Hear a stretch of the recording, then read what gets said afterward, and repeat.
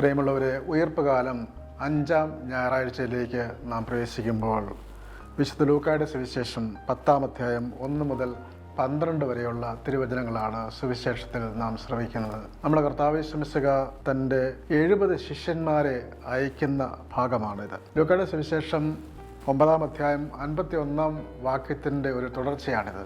ഈശോ ജെറുസലേമിലേക്ക് പോകാനിരിക്കുന്നു. അതിനു മുമ്പേ തൻ്റെ ദൂതന്മാരെ അയക്കുന്ന സംഭവം അവിടെ വിവരിക്കുന്നുണ്ട്.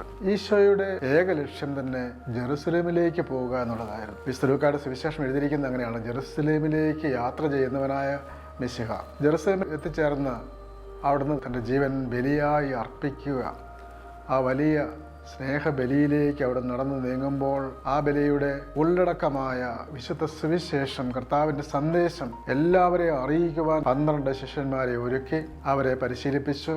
ഇതാ ഇവിടെ കർത്താവ് വേറെ 70 പേരെ കൂടി ഒരുക്കുകയാണ്.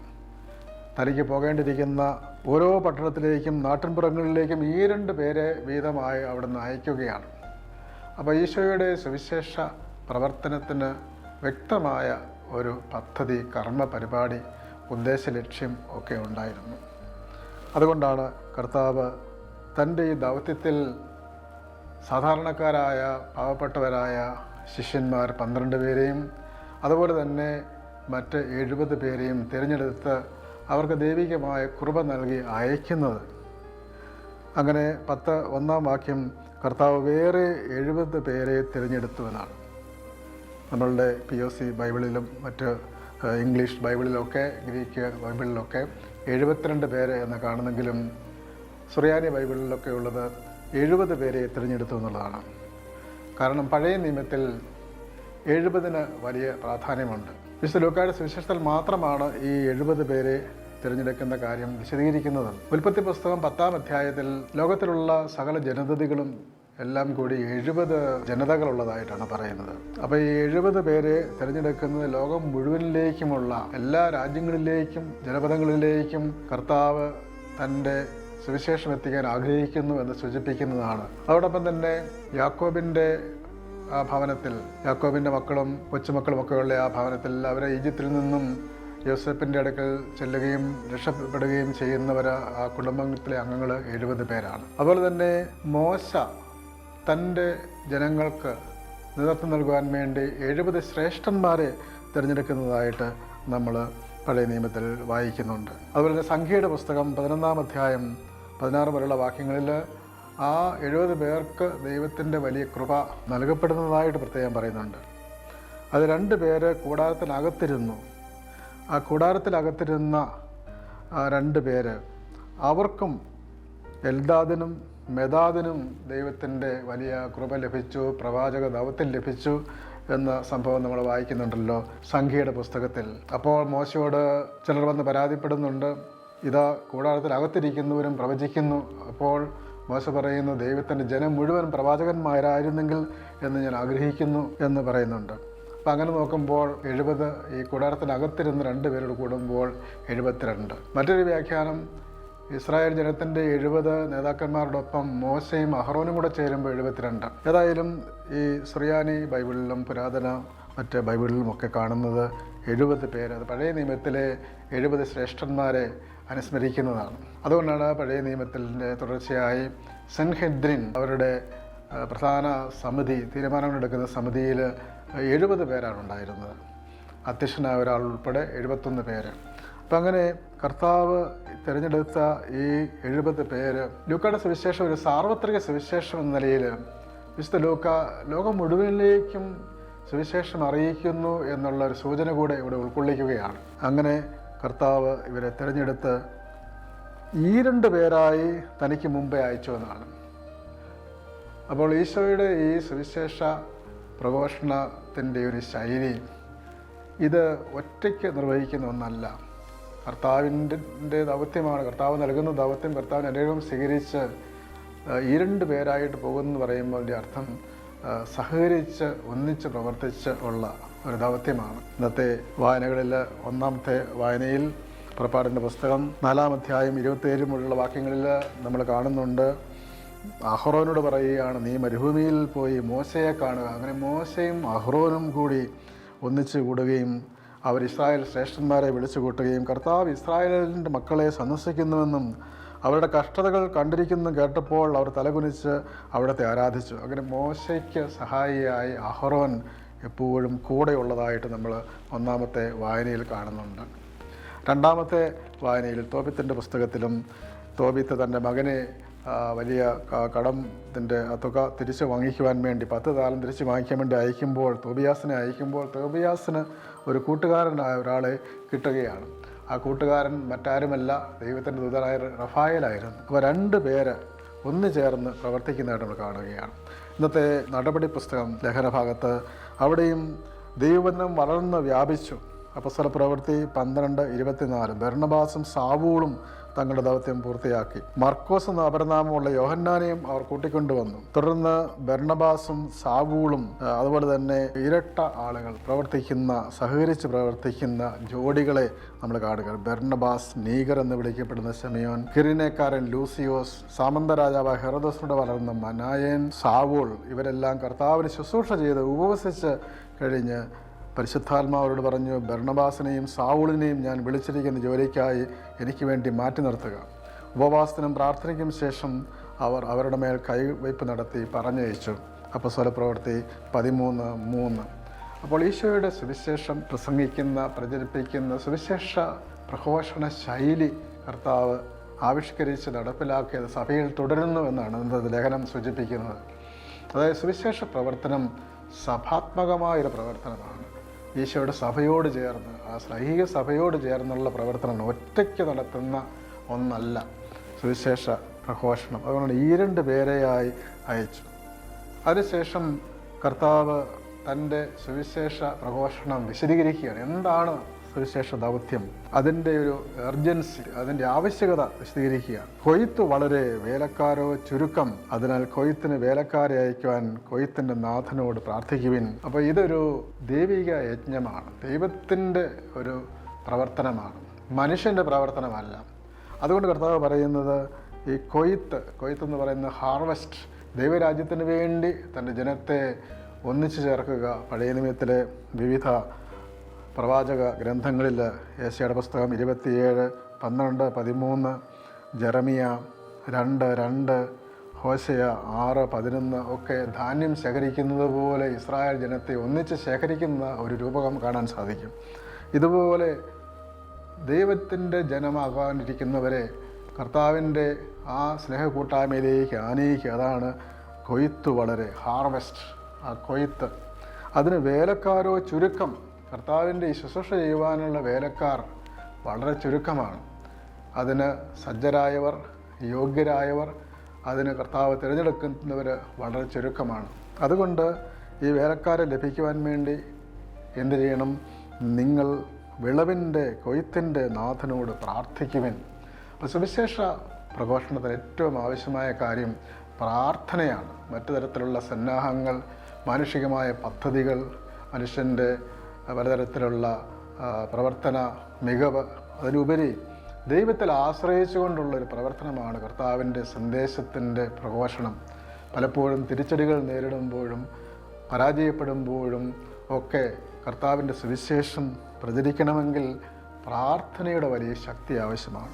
അതുകൊണ്ട് ഈ വേലക്കാരെ അയക്കാൻ, വേലക്കാരെന്ന് പറഞ്ഞാൽ എല്ലാവരെയുമാണ് ഉദ്ദേശിക്കുന്നത്. 70 പേരെന്ന് പറയുമ്പോൾ തന്നെ ഈ എല്ലാ നേഷൻസിനെയും, ജനതകളെയും പ്രതിനിധീകരിക്കുന്നവരാണെങ്കിൽ എല്ലാവരെയും ഉദ്ദേശിച്ചുകൊണ്ടാണ്. വേലക്കാരോ ചുരുക്കം. ഈ വേലക്കാരെ സഹായിക്കുവാൻ, വേലക്കാരായി തീരുവാൻ നമ്മൾക്ക് ഉത്തരവാദിത്തമുണ്ട്. പ്രാർത്ഥനയിലൂടെ, ആളും അർത്ഥവും നൽകി, പലതരത്തിലുള്ള സംഭാവനകൾ വഴി ഒക്കെ നമ്മൾ കർത്താവിൻ്റെ സുവിശേഷം പ്രഘോഷിക്കുവാൻ ഉള്ള ശക്തി, അതിനുള്ള സന്നാഹങ്ങൾ ഒക്കെ ഒരുക്കേണ്ടതാണ്.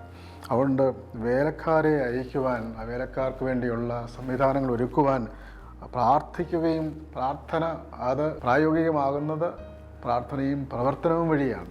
അങ്ങനെ സുവിശേഷ പ്രഘോഷണത്തിന് വേണ്ടി ഉള്ള പ്രവർത്തനങ്ങൾ നടത്തണമെന്ന് കർത്താവ് ആഹ്വാനം ചെയ്യുകയാണ്. അതിനുവേണ്ടി കർത്താവ് ദൈവത്തോട് പ്രാർത്ഥിക്കുക. സഭയിൽ പലതരത്തിലുള്ള ആധുനിക കാലത്ത് പല രാജ്യങ്ങളിലും സുവിശേഷം പ്രതിസന്ധികൾ നേരിടുന്നു. സുവിശേഷം പ്രഘോഷിക്കുന്നവരെ തിരിഞ്ഞു പിടിച്ച് ആക്രമിക്കുന്നു. സുവിശേഷം പ്രഘോഷിക്കുന്നവരെ കൊല്ലുന്നു, തട്ടിക്കൊണ്ടു പോകുന്നു. അങ്ങനെ വിശ്വാസത്തിനെതിരായിട്ട്, സത്യപ്രബോധനത്തിനെതിരായിട്ടുള്ള പ്രവർത്തനം നടക്കുമ്പോൾ നാം ദൈവത്തോട് പ്രാർത്ഥിക്കുക. പ്രാർത്ഥന ഏറ്റവും വലിയ ശക്തമായ ആയുധമാണ് എന്ന് കർത്താവ് ആഹ്വാനം ചെയ്യുകയാണ്. പിന്നീട് കർത്താവ് കാണിക്കുന്ന ഒരു മുന്നറിയിപ്പ് ഇതാണ്. എങ്ങനെയാണ്? ചെന്നായ്ക്കളിടയിലേക്ക് കുഞ്ഞാടുകൾ എന്നതുപോലെ നിങ്ങളെ ഞാൻ അയക്കുന്നു. അപ്പോൾ ലോകത്തിൽ ചെന്നായ്ക്കൾ ഇതിനെ സ്വീകരിക്കുവാൻ കാത്തിരിക്കുന്നവരാണുള്ളത്. ചെന്നായ്ക്കൾ എപ്പോഴും കടിച്ചു കയറുന്ന സംഘങ്ങളാണ്. അവരുടെ ഇടയിലേക്ക് കുഞ്ഞാടുകൾ ചെന്നാൽ എങ്ങനെയിരിക്കും? പക്ഷേ ലോക ചരിത്രം നമുക്ക് കാണിച്ചു തരുന്നത് ഈ ചെന്നായ്ക്കളുടെ ഇടയിൽ കുഞ്ഞാടുകൾ വിജയിക്കുന്നതായിട്ടാണ്. നമുക്കറിയാം, ആദ്യത്തെ 3 നൂറ്റാണ്ടുകൾ റോമാ സാമ്രാജ്യം വ്യവസ്ഥാപിതമായി തന്നെ ക്രിസ്തു മതത്തെ ഇല്ലായ്മ ചെയ്യാൻ ശ്രമിച്ചു. പക്ഷേ കുഞ്ഞാടുകളായ ഈ ക്രിസ്ത്യാനികളെ അവരെ കൊല്ലുവാനും കൊളോസിയത്തിൽ വെച്ച് മൃഗങ്ങൾക്ക് എറിഞ്ഞു കൊടുക്കുവാനും ഒക്കെ ഉള്ള സംവിധാനങ്ങൾ ഒരുക്കി. പക്ഷേ ഇന്ന് ഈ കൊളോസിയവും റോമൻ ഫോറവും ഒക്കെ വെറും കാഴ്ച വസ്തുക്കളായി മാറി. അതുകൊണ്ട് കർത്താവിൻ്റെ ആ വലിയ ശക്തിയോടുകൂടി കുഞ്ഞാടുകൾ എന്നതുപോലെ, കുഞ്ഞാടുകൾ നിഷ്കളങ്കതയുടെ, നൈർമല്യത്തിൻ്റെ, വിശുദ്ധിയുടെയൊക്കെ പ്രതീകമാണ്. അങ്ങനെ പോകുവിൻ. അതുപോലെ തന്നെ സുവിശേഷ പ്രഘോഷണത്തിൽ സമ്പൂർണ്ണ ദൈവാശ്രയം, ദൈവത്തിൽ ആശ്രയം വെച്ചുകൊണ്ടാണ് പോകേണ്ടത്. അതുകൊണ്ടാണ് നിങ്ങൾ മടിശീലയോ സഞ്ചിയോ ചെരുപ്പോ കൊണ്ടുപോകരുത്. പഴയ നിയമത്തിൽ ഏലീഷ ഗഹസ്യയോട് അറിയിക്കുന്ന ഒരു സന്ദേശമാണിത്. 2 രാജാക്കന്മാർ 4:29 പറയുന്നുണ്ട് ഇതുപോലെ, നീ ഒരുങ്ങി ഒന്നും എടുക്കരുത്, നേരെ വടി പോലും എടുക്കരുത്, നേരെ മുന്നോട്ട് പോവുക. അങ്ങനെ ഏലീഷയുടെ ഉപദേശം പോലെയാണ് ഈശോ ഉപദേശിക്കുന്നത്. കാരണം സുവിശേഷം പ്രഘോഷിക്കുന്നവർ കർത്താവിൻ്റെ സന്ദേശം അറിയിക്കുക എന്നുള്ളൊരു ഫോക്കസ് അത് വിട്ട് മറ്റ് കാര്യങ്ങളുടെ പിന്നാലെ, ലോകത്തിലുള്ള മറ്റു വാർത്തകളുടെ പിന്നാലെ, പലതരത്തിലുള്ള സംഭവങ്ങളുടെ പിന്നാലെ, അതിനിടയിൽ നോക്കി നിന്ന് സമയം കളയാതെ നേരെ കർത്താവിൻ്റെ ദൗത്യവുമായി പോകുക. അതുകൊണ്ട് വഴിയിൽ വെച്ച് ആരെയും അഭിവാദനം ചെയ്യരുത് എന്നൊക്കെ പറയുന്നതിൻ്റെ അർത്ഥം അതാണ്. പിന്നീട് ഈ സുവിശേഷ പ്രഘോഷണത്തിൻ്റെ പ്രവർത്തന ശൈലി എന്താണ് അത് കാണിക്കുകയാണ് കർത്താവ്. നിങ്ങളൊരു ഭവനത്തിൽ ചെല്ലുമ്പോൾ ഈ വീടിന് സമാധാനമെന്ന് ആദ്യമേ ആശംസിക്കണം. ആരുടെ സമാധാനമാണ്? സമാധാനത്തിൻ്റെ പുത്രൻ അവിടെ ഉണ്ടെങ്കിൽ നിങ്ങളുടെ സമാധാനം അവനിൽ കുടികൊള്ളും. ഇതൊരു ഹെബ്രായിസമാണ്. സമാധാനത്തിൻ്റെ പുത്രൻ ഒരു ഹെബ്രായ ശൈലി എന്ന് പൊതുവെ പണ്ഡിതന്മാർ പറയുമെങ്കിലും സഭാപിതാവായ മാർ അപ്രയം പറയുന്നത് ഈ സമാധാനത്തിൻ്റെ പുത്രൻ ഈശോ തന്നെയാണ്. ഈശോയുടെ സാന്നിധ്യം അവിടെ ഉണ്ടെങ്കിൽ നിങ്ങൾ ആശംസിക്കുമ്പോൾ നിങ്ങൾ കർത്താവിനെ പ്രതിനിധാനം ചെയ്തുകൊണ്ട് പോകുന്നു. അതുകൊണ്ട് കർത്താവിൻ്റെ പ്രതിനിധികളാണ് നിങ്ങൾ, അംബാസഡേഴ്സാണ്. അതുകൊണ്ട് കർത്താവ് നിങ്ങളുടെ കൂടെയുണ്ട്. നിങ്ങൾ ആശംസിക്കുമ്പോൾ കർത്താവ് അവിടെ ഉണ്ട്. ആ കർത്താവിനെ അവർ സ്വീകരിക്കുന്നെങ്കിൽ, ആ സമാധാനം അവിടെ കുടികൊള്ളുന്നെങ്കിൽ അവിടെ നിങ്ങൾക്ക് പ്രവർത്തിക്കുവാൻ സാധിക്കും. അതല്ലെങ്കിൽ അത് നിങ്ങളിലേക്ക് തിരിച്ചു പോരും. അതുകൊണ്ട് സുവിശേഷം ആദ്യകാലം മുതൽ കർത്താവ് എപ്പോഴും പറയും, സുവിശേഷം ഒരു നിർബന്ധിത സുവിശേഷ പ്രവർത്തനം, നിർബന്ധിത മതപരിവർത്തനം എന്നൊക്കെ പറയാറുണ്ടല്ലോ. ആരെയും നിർബന്ധിക്കുന്നില്ല, നിർബന്ധിച്ച് ആരെയും സുവിശേഷം അറിയിക്കാൻ ആവശ്യപ്പെടുന്നുമില്ല. അതുകൊണ്ടാണ് കർത്താവ് പറയുന്നത്, ആരെങ്കിലും സ്വീകരിക്കുന്നില്ലെങ്കിൽ, സമാധാനപുത്രൻ അവിടെ ഇല്ലെങ്കിൽ, അപ്പോൾ ഈശോയെ അവർക്ക് സ്വീകരിക്കാൻ സാധിക്കുന്നില്ലെങ്കിൽ സമാധാനം നിങ്ങളിലേക്ക് തന്നെ തിരിച്ചു വരും. പിന്നീട് 7-ാമത്തെ വാക്യത്തിൽ പറയുകയാണ്, അവരോടൊപ്പം ഭക്ഷിക്കുകയും പാനം ചെയ്യുകയും ചെയ്തുകൊണ്ട് ആ വീട്ടിൽ തന്നെ വസിക്കുവിൻ. ഇപ്പോൾ സുവിശേഷം പ്രഘോഷിക്കുമ്പോൾ ചിലർ നിങ്ങളെ സ്വീകരിക്കും. അങ്ങനെ സ്വീകരിക്കുന്ന ഒരുപാട് ആളുകൾ സഭയുടെ ചരിത്രത്തിൽ നമുക്ക് കാണാൻ സാധിക്കും. അതുകൊണ്ട് 1 തീമോത്തിയോസ് 5:18, 1 കോറിന്തോസ് 3:14 പറയുന്നതാണ്, സുവിശേഷ പ്രഘോഷകർ സുവിശേഷം കൊണ്ട് തന്നെ ജീവിക്കുന്നു. വേലക്കാരൻ തൻ്റെ കൂലിക്ക് അർഹനാണല്ലോ. അപ്പോൾ അത് കർത്താവ് പറയുന്നത്, അവർ ദൈവത്തിൽ ആശ്രയിച്ചുകൊണ്ട്, ദൈവത്തിൻ്റെ കാരുണ്യത്തിൽ, ദൈവത്തിൻ്റെ പരിപാലനത്തിൽ ആശ്രയിച്ചുകൊണ്ടും മനുഷ്യൻ്റെ ഉദാരമനസ്കതയിലും നന്മയിലും ആശ്രയിച്ചുകൊണ്ടും, അങ്ങനെ നന്മ ഉള്ള മനുഷ്യർ പങ്കുവയ്ക്കും, സ്വീകരിക്കും. അതുകൊണ്ട് അവരോടൊപ്പം വസിച്ചുകൊണ്ട് നിങ്ങൾ സുവിശേഷ പ്രഘോഷണം നടത്തുവിൻ. ഇനി ഈ സുവിശേഷ പ്രഘോഷണം ഒരു പബ്ലിക് മിനിസ്ട്രിയാണ്, ഒരു പരസ്യ ശുശ്രൂഷ തന്നെയാണ്. ഏതെങ്കിലും നഗരത്തിൽ നിങ്ങൾ പ്രവേശിക്കുകയും നിങ്ങളെ അവർ സ്വീകരിക്കുകയും ചെയ്യുമ്പോൾ നിങ്ങൾക്ക് വിളമ്പുന്നത് ഭക്ഷിക്കുവിൻ, അവിടെയുള്ള രോഗികളെ സുഖപ്പെടുത്തുവിൻ, ദൈവരാജ്യം സമീപിച്ചിരിക്കുന്നെന്ന് അവരോട് പറയുവിൻ. അപ്പോൾ സുവിശേഷ പ്രഘോഷണം കർത്താവിൻ്റെ വലിയ സാന്നിധ്യം അറിയിക്കലാണ്. ഏറ്റവും പ്രധാനപ്പെട്ട കാര്യം അവരോടൊപ്പം ഭക്ഷിക്കുന്നു എന്ന് പറഞ്ഞാൽ അവരെ സ്നേഹിക്കുന്നു, അവരോടൊപ്പം തുല്യതയോടുകൂടി അവരെ സ്വീകരിക്കുന്ന സ്നേഹത്തിൻ്റെ ഒരു കൂട്ടായ്മയുടെ അടയാളമാണ് ഒന്നിച്ച് ഭക്ഷിക്കുക. രോഗികളെ സുഖപ്പെടുത്തുവിൻ. ഏതൊക്കെ രോഗമെന്ന് പറയുന്നില്ല, ശാരീരികവും മാനസികവും ആത്മീയവും പാപബന്ധിതമായ ജീവിതം, അങ്ങനെയുള്ളവരെയൊക്കെ അവർക്കെല്ലാം സൗഖ്യം പകരുവാൻ പലതരത്തിൽ പരിക്കേറ്റ് കിടക്കുന്ന മനുഷ്യരെ, പല മാനസികമായ വേദനകൾ കൊണ്ട്, പലതരത്തിലുള്ള വൈഷമ്യങ്ങൾ കൊണ്ട്, ശാരീരിക ക്ലേശം കൊണ്ടൊക്കെ തളർന്നു കിടക്കുന്ന ആളുകൾ, അവർക്ക് കർത്താവിൻ്റെ സ്നേഹം പങ്കുവയ്ക്കുവിൻ. 10-ാം വാക്യത്തിൽ പറയുകയാണ്, ദൈവരാജ്യം നിങ്ങളെ സമീപിച്ചിരിക്കുന്നു അവരോട് പറയുകയും ചെയ്യുവിൻ. 11-ാം വാക്യത്തിനും പറയുന്നത്, ദൈവരാജ്യം സമീപിച്ചിരിക്കുന്നു നിങ്ങൾ അറിഞ്ഞുകൊള്ളുവിൻ. ദൈവരാജ്യം എന്ന് പറയും ഈശോ പ്രഘോഷിക്കാൻ ആഗ്രഹിച്ചതാണ്. ദൈവത്തിൻ്റെ ഭരണമാണ്, ദൈവത്തിൻ്റെ ഭരണം. ദൈ കിങ്ഡം എന്ന് പറയുമ്പോൾ ദൈവം ഭരണം നടത്തുന്ന അവസ്ഥയാണ് ദൈവരാജ്യം. മൽക്കൂസ എന്ന് സുറിയാനിയിൽ പറയുന്നു. അപ്പോൾ ദൈവരാജ്യം, ദൈവം ഭരണം നടത്തണം. നമ്മുടെ ജീവിതത്തിൽ ദൈവം ഭരണം നടത്തണം. നമ്മൾ ഭരണം നടത്തുന്നു, നമ്മളുടെ സ്വാർത്ഥ ചിന്തകൾ ഭരണം നടത്തുന്നു, മറ്റുള്ളവരുടെ സ്വാധീനത്താൽ, പ്രേരണയാൽ, തെറ്റിൻ്റെ വഴിയിലൂടെയുള്ള പ്രേരണയാലൊക്കെ നമ്മളിൽ തിന്മയുടെ ശക്തികൾ തേർവാഴ്ച നടത്തുന്നു. അതിനപ്പുറം ദൈവത്തിൻ്റെ ഭരണം, ദൈവത്തിൻ്റെ വചനം നമ്മൾ പ്രവർത്തിക്കണം എന്നാണ് കർത്താവ് പ്രഘോഷിക്കുന്നത്. ഏതെങ്കിലും നഗരത്തിൽ പ്രവേശിക്കുമ്പോൾ അവർ നിങ്ങളെ സ്വീകരിക്കാതിരുന്നാൽ എന്ത് ചെയ്യണം? അപ്പോൾ ദൈവരാജ്യത്തിൻ്റെ ഈ പ്രഘോഷണം അതിനെപ്പോഴും ഒരു റിജക്ഷൻ ഉണ്ടാകും. ഈശോയ്ക്ക് തന്നെ സംഭവിക്കുവാനിരിക്കുന്നത് ആണല്ലോ. അപ്പോൾ എല്ലാ സുവിശേഷ പ്രഘോഷകർക്കും എപ്പോഴും സ്വീകരണങ്ങളല്ല ഉള്ളത്, എപ്പോഴും തിരസ്കരണങ്ങളുമുണ്ട്. അപ്പോൾ നിങ്ങൾ എന്ത് ചെയ്യണം? നിങ്ങൾ ആ നഗരത്തിൽ നിന്നും നിങ്ങളുടെ കാലുകൾ പറ്റിയുള്ള പൊടി പോലും നിങ്ങൾക്കെതിരെ ഞങ്ങൾ തട്ടിക്കളയുന്നു എന്ന് പറഞ്ഞുകൊണ്ട് അവിടെ നിന്ന് പോവുക, ദൈവരാജ്യം സമീപിച്ചു എന്ന് പ്രഖ്യാപിക്കുക. അപ്പോൾ തിരസ്കരിക്കുമ്പോൾ അവിടെ അവരെ എതിർത്ത് നിൽക്കാൻ ഉദ്ദേശിക്കുന്നില്ല കർത്താവ്. ദൈവരാജ്യം, കർത്താവിൻ്റെ സുവിശേഷം അതൊരു നദി പോലെ ഒഴുകുക, ഒരിടത്ത് തടഞ്ഞു നിർത്തുമ്പോൾ മറ്റൊരിടത്തേക്ക് ഒഴുകി പോകുന്നത് പോലെ അങ്ങനെയാണ് ലോകത്തിൽ മുഴുവനും കർത്താവിൻ്റെ സുവിശേഷം പ്രഘോഷിക്കപ്പെട്ടത്. എന്നിട്ട് പറയുകയാണ്, ആ ദിവസം സോദോമിൻ്റെ സ്ഥിതി ആ നഗരത്തിനേക്കാൾ സഹനീയമായിരിക്കും. അപ്പോൾ കർത്താവിൻ്റെ വചനത്തെ, സുവിശേഷത്തെ മനഃപൂർവ്വം തിരസ്കരിക്കുന്നവർക്ക് ഉണ്ടാകാനിരിക്കുന്നത് വലിയ ശിക്ഷ തന്നെയാകുമെന്ന് കർത്താവ് പറയുന്നുണ്ട്. ഇതിൻ്റെ തുടർച്ചയാണ് 10-ാം അധ്യായം 17 മുതൽ 20 വരെയുള്ള വാക്യങ്ങൾ. ഈ 72 പേര് അല്ല 70 പേര് സന്തോഷത്തോടെ തിരിച്ചു വന്നാണ് പറയുന്നത്. അപ്പോൾ സുവിശേഷ പ്രഘോഷണം അതൊരു സന്തോഷപൂർവമായൊരു കാര്യമാണ്. അതിന് കാരണം എന്താണ്? നിന്റെ നാമത്തിൽ പിശാചുകൾ പോലും കീഴടങ്ങും, ഞങ്ങൾക്ക് കീഴടങ്ങുന്നു. അപ്പോൾ ഈശോ പറയുകയാണ്, സാത്താൻ സ്വർഗത്തിൽ നിന്ന് ഇടിമിന്നൽ പോലെ നിവേദിക്കുന്നത് ഞാൻ കണ്ടു. അപ്പോൾ ഈശോ അനാദിയിലുള്ളവനായ കർത്താവിൻ്റെ നിത്യതയെ സൂചിപ്പിക്കുന്നതിലൂടെയാണ്. തിന്മയുടെ ശക്തി, സാത്താൻ്റെ പതനം ഞാൻ കണ്ടു. അതുകൊണ്ട് ശത്രുവിൻ്റെ സകല ശക്തികളുടെ മേൽ ചവിട്ടി നടക്കാൻ നിങ്ങൾക്ക് ഞാൻ അധികാരം തന്നിരിക്കുന്നു, ഒന്നും നിങ്ങളെ ഉപദ്രവിക്കുകയില്ല. പക്ഷേ ഇതിനേക്കാൾ ഉപരിയായി പിശാചുക്കൾ നിങ്ങൾ കീഴടങ്ങുന്നു എന്നതിലല്ല നിങ്ങൾ സന്തോഷിക്കേണ്ടത്, മറിച്ച് നിങ്ങളുടെ പേരുകൾ സ്വർഗത്തിൽ എഴുതപ്പെട്ടിരിക്കുന്നു എന്നതിൽ സന്തോഷിക്കുവിൻ. ദൈവം നമ്മളുടെ പേരുകൾ സ്വർഗത്തിൽ എഴുതണം. ഈ ഭൂമിയിൽ വെള്ളത്തിൽ എഴുതുന്നത് പോലെ ഈ ഭൂമിയിൽ എഴുതുന്നതിന് അർത്ഥമില്ല, മറിച്ച് സ്വർഗത്തിൽ എഴുതപ്പെടണമെങ്കിൽ കർത്താവിൻ്റെ സുവിശേഷം പ്രഘോഷിക്കണം. ആ ലക്ഷ്യം വെച്ച് പ്രവർത്തിക്കണം. പേരുകൾ സ്വർഗത്തിൽ എഴുതുന്ന പുസ്തകം പരിശ കുർബാനകളിലൊക്കെ ഡിപ്റ്റിക്സ് എന്ന് പറയും, book of the living and the dead. അവരെയെല്ലാം പരിശുദ്ധ കുർബാനയെ അനുസ്മരിക്കുമ്പോൾ ദൈവസന്നിധിയിൽ ആ ദൈവത്തിൻ്റെ പുസ്തകത്തിൽ അവർ രേഖപ്പെടുത്തപ്പെടട്ടെ എന്നുള്ള ഓർമ്മയാണ്.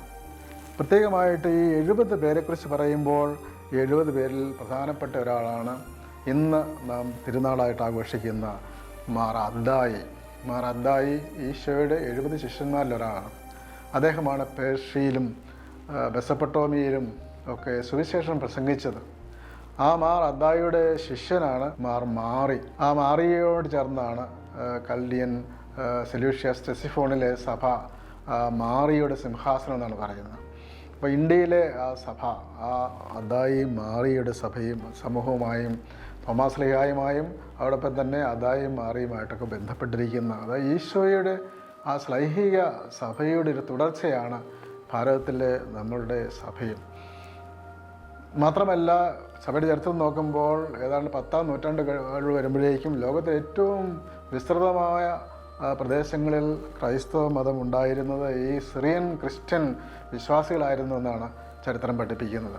ഇന്നത്തെ ഇറാഖ്, ഇറാൻ, മംഗോളിയ മുതൽ ഇന്ത്യയുടെ മലബാർ തീരങ്ങൾ മാത്രമല്ല, കല്യാൺ, ഗോവ തുടങ്ങിയ സ്ഥലങ്ങൾ, അതുപോലെ തന്നെ ചൈന വരെയും വ്യാപിച്ചു കിടന്ന വിശാലമായ ഏതാണ്ട് 100-ലധികം രൂപതകൾ ഉണ്ടായിരുന്ന ഒരു വലിയ സഭയായിരുന്നു പറയുന്നത് ഈ അദ്ദായിയുടെയും മാറിയുടെയും അല്ലെങ്കിൽ സുറിയാനി സഭ. വലിയ പ്രേക്ഷിത സഭയായിരുന്നു. അപ്പോൾ ഈശോ അയച്ച 70 ശിഷ്യന്മാരിൽ ഒരാളിൽ നിന്ന് ചൈതന്യം സ്വീകരിച്ച് തുടങ്ങിയ ഒരു സഭ. പ്രത്യേകിച്ച് ഈശോയുടെ 12 ശിഷ്യനിലൊരാളായ തോമാസിയോട് ചേർന്ന് നിന്ന് പ്രവർത്തിച്ച സഭ. അങ്ങനെയാണ് പൗരസ്ത്യ സുറിയാനി പാരമ്പര്യം അതാണ്. അതുകൊണ്ടാണ് നമ്മളുടെ ഈ സഭയിലെ പ്രധാനപ്പെട്ട കുർബാനയുടെ ഏറ്റവും പ്രധാന ഭാഗത്തിന് മാർ അദ്ദായുടെയും മാറിയുടെയും കൂദാശ എന്ന് വിളിക്കുന്നത്. ആ കൂദാശ പ്രാർത്ഥനയാണ് ലോകത്തിലെ ഏറ്റവും അധികം മിഷൻ ചൈതന്യമുള്ള പ്രാർത്ഥന ഉള്ള ഒരു കുർബാനക്രമം. അതിൽ നമ്മൾ പ്രാർത്ഥിക്കുന്നത് അങ്ങ് മാത്രമാണ് യഥാർത്ഥ പിതാവായ ദൈവമെന്നും അങ്ങയുടെ പുത്രനായ ഈശോ മിശിഹായെ അങ്ങ് അയച്ചുവെന്നും ലോകം മുഴുവനും അറിയട്ടെ. ഞങ്ങളുടെ കർത്താവും ദൈവമായ ഈശോ മിശിഹ വന്ന് തൻ്റെ ജീവദായകമായ സുവിശേഷം വഴി പ്രവാചകന്മാർ, സ്ത്രീഹന്മാർ, വേദപാരംഗതന്മാർ, മെത്രാന്മാർ, പുരോഹിതന്മാർ, സംസാരമാർ, മാമോദിസായുടെ അടയാളത്താൽ മുദ്രിതരായ കത്തോലിക്കാ സഭയുടെ സന്താനങ്ങളായ എല്ലാവരുടെയും നൈർമല്യവും വിശുദ്ധിയും ഞങ്ങളെ പഠിപ്പിച്ചുവെന്നും ലോകം മുഴുവനും അറിയട്ടെ എന്ന് പ്രാർത്ഥിക്കുക. ഏറ്റവും വലിയ മിഷനറി പ്രയർ, മിഷൻ പ്രാർത്ഥന ഓരോ കുർബാനയിൽ നമ്മൾ ചൊല്ലുന്നതിന് കാരണം ഈ 70 ശിഷ്യന്മാർക്ക് കൊടുത്ത ആ ഒരു കർത്താവ് നൽകിയ ആ മിഷൻ ചൈതന്യമാണ് പ്രാർത്ഥനയിലൂടെ വരുന്നത്. നിങ്ങൾ മിഷന് വേണ്ടി ഏറ്റവും അധികം ചെയ്യേണ്ടത് പ്രാർത്ഥനയാണ്. പ്രാർത്ഥനയിലൂടെ ആളും അർത്ഥവും നൽകി സുവിശേഷ പ്രഘോഷണത്തിന് നമ്മൾ തയ്യാറാകുമ്പോൾ ദൈവികമായ ഈ സന്തോഷത്തിൻ്റെ സദ്വാർത്ത നമ്മൾ സ്വീകരിക്കുകയും അത് പങ്കുവയ്ക്കുകയും ചെയ്യുമ്പോൾ നമ്മളുടെ പേരുകൾ സ്വർഗത്തിൽ എഴുതപ്പെടും. അതിൽ നമ്മൾ സന്തോഷിക്കും. അങ്ങനെ ഭൂമിയിലും സ്വർഗത്തിലും സന്തോഷം നൽകുന്ന കർത്താവിൻ്റെ ദൈവിക സന്ദേശം, ആ സന്ദേശദൂതരായി തീരുവാനുള്ള വലിയ അനുഗ്രഹത്തിന് വേണ്ടി പ്രാർത്ഥിച്ചുകൊണ്ട് നമുക്ക് ഈ ഞായറാഴ്ച ആചരിക്കാം. ദൈവം നമ്മെ എല്ലാവരെയും അനുഗ്രഹിക്കട്ടെ.